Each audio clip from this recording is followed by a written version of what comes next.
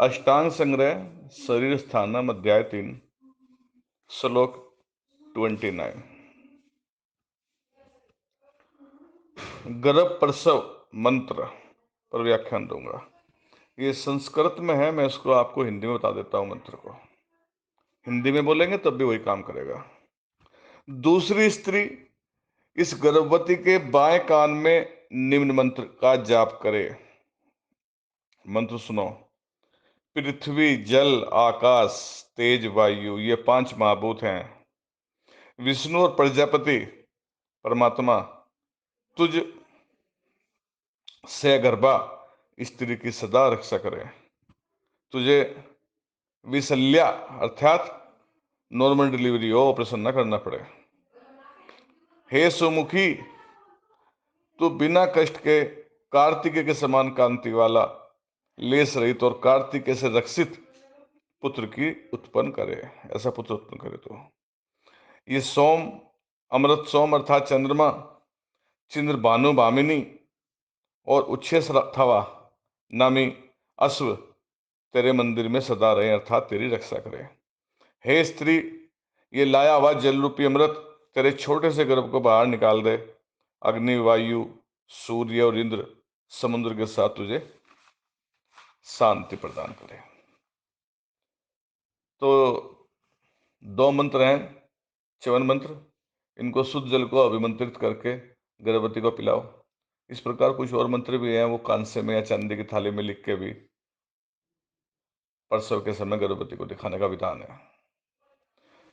साथ में दूसरी स्त्री गर्भवती को आदेश दे कि बिना वेदना के तू गर्भ को बाहर निकालने के लिए तैयार हो। जोर मत लगाना, क्योंकि असमय में प्रवाहन करना मलमूत्र आदि के अनुपस्थित वेगों की भांति प्रवृत्त करने से दुखदायक और अहितकारी है। जो ये आजकल डॉक्टरनियां, आधुनिक डॉक्टर प्रेशर कर लगवाते हैं ना, जोर लगवाते हैं, वो गलत है।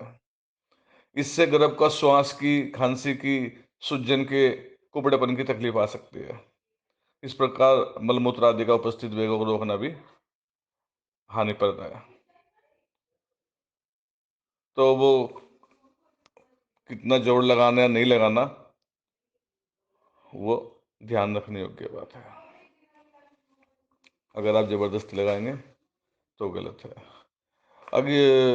अगर मैंने लिखा है कि योनि भ्रष्ट, यदि प्रसूता की योनि अपने स्थान से खिसक गई है तथा जिस किसी का भी उस समय रक्त मिले तो उसी को योनि पर लगा के, वो नहीं मिल रहा है तो घी ले लो, तो योनि को अपने वास्तविक स्थान पर कोई होशियार स्त्री बिठा दे, और जब योनि अपने स्थान पर बैठ जाए तो अशोक की छाल और रोहनी या अपमार्ग या मयूर या खस और पेवला तथा देवदारू, इनके द्वारा काढ़ा बनाओ और तेल से बार बार इसका खेदन देना चाहिए।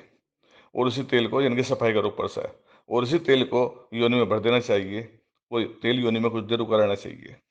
योनि को अपने स्थान पर बैठाते हुए जो होशियार स्त्री है, दाई है, वो कहे कि ये सुबगे, तू अपने स्थान को चली जा। और इसी बात की दूसरी स्त्री तुरंत बालक की सेवा करे, उसको नहलाए धुलाए।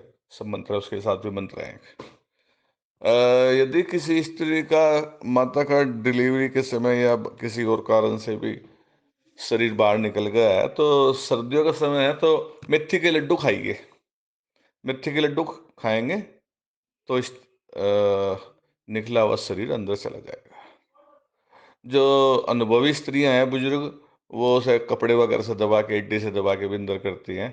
इस प्रकार का गांव में विधान है। मैं राजेश तालान, ब्रह्मचारी, गुरु शिष्य, परंपरा से बना प्राणाचार्य।